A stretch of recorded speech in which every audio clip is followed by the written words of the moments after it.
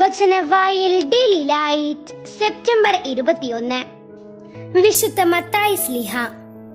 വിശുദ്ധ മത്തായിയെ വിശുദ്ധ മാർക്ക് വിളിക്കുന്നത് ഹൽപ്പയുടെ മകനായ ലേവി എന്നാണ്.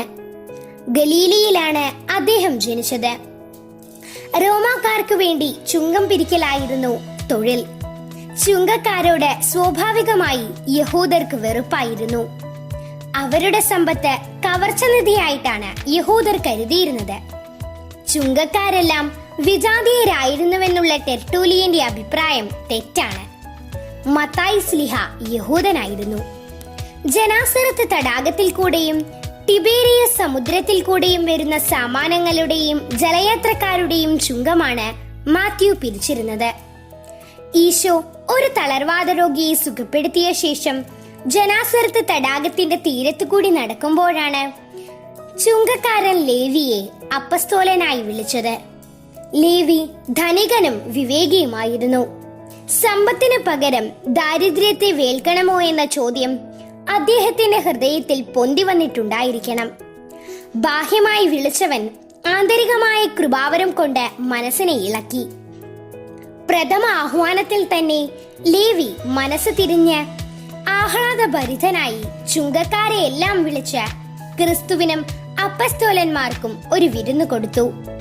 ഫരിസേയർക്ക് അതുതപ്പായെങ്കിലും ഈശോ വിരുന്ന് സ്വീകരിച്ചു.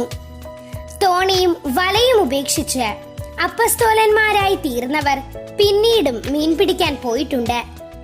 എന്നാൽ ലേവി പിന്നീട് ചുങ്കം പിരിക്കാൻ പോയിട്ടില്ല. ലേവി എന്ന പേര് മാറ്റി യഹോവയുടെ ദാനമെന്നർത്ഥമുള്ള മത്തായി എന്ന പേര് ഈശോ നൽകിയതായിരിക്കാം.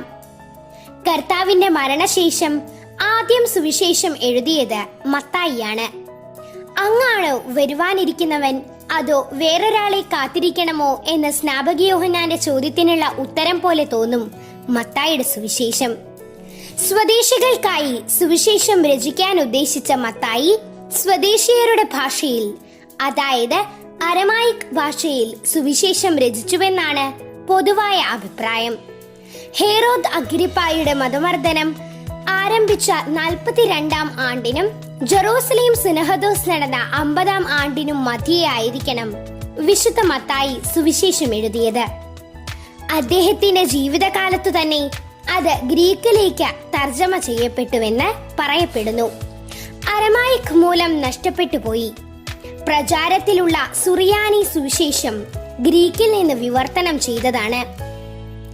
ദൈവത്തിന്റെ സിംഹാസനം ഒരു മനുഷ്യൻ, ഒരു സിംഹം, ഒരു കാള, ഒരു കഴുകൻ എന്നിങ്ങനെ 4 ജീവികൾ താങ്ങി നിൽക്കുന്നതായ ഒരു കാഴ്ച എസെക്കിയേൽ പ്രവാചകൻ വിവരിച്ചിട്ടുണ്ട്. അവ 4 സുവിശേഷകരുടെ പ്രതീകങ്ങളായി കരുതപ്പെടുന്നു. ക്രിസ്തുവിന്റെ പ്രതീകം മനുഷ്യനാണ്. സുവിശേഷകനായ മത്തായി പലസ്തീനായിലും എത്യോപ്യയിലും പാർഥിയയിലും പേർഷ്യയിലും സുവിശേഷം പ്രസംഗിക്കുകയും അവസാനം രക്തസാക്ഷിയായി മരിക്കുകയും ചെയ്തു. വിശുദ്ധ മത്തായി സ്ലീഹായുടെ ജീവിതം നമുക്ക് അന്വർത്ഥമാക്കി തരുന്ന തിരുവചനം ഇതാണ്. യേശു അവനോട് പറഞ്ഞു, എന്നെ അനുഗമിക്കുക. അവൻ എഴുന്നേറ്റ് യേശുവിനെ അനുഗമിച്ചു. വിശുദ്ധ മത്തായിയുടെ സുവിശേഷം 9-ാം അധ്യായം 9-ാം വാക്യം. വിചിന്തനം. കർത്താവിന്റെ ഒറ്റ വാക്കിന് വിശുദ്ധ മത്തായി സ്ലീഹ ലോകഭാരങ്ങളെ താഴെ വെച്ച് ക്രിസ്തുവിന്റെ ലഘുവും മധുരവുമായ നുകം തോളിലെടുത്തു എന്നാണ് വിശുദ്ധ ബ്രിഡ്ജറ്റ് പറയുന്നത്.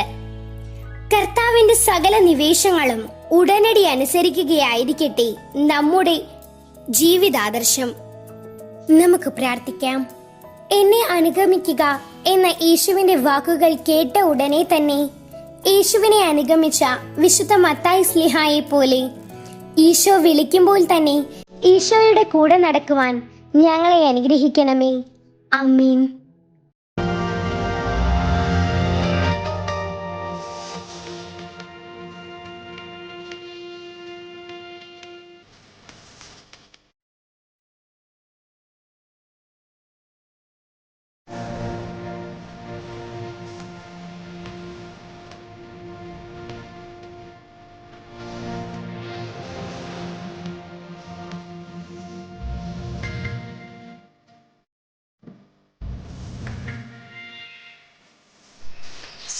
ബൈ.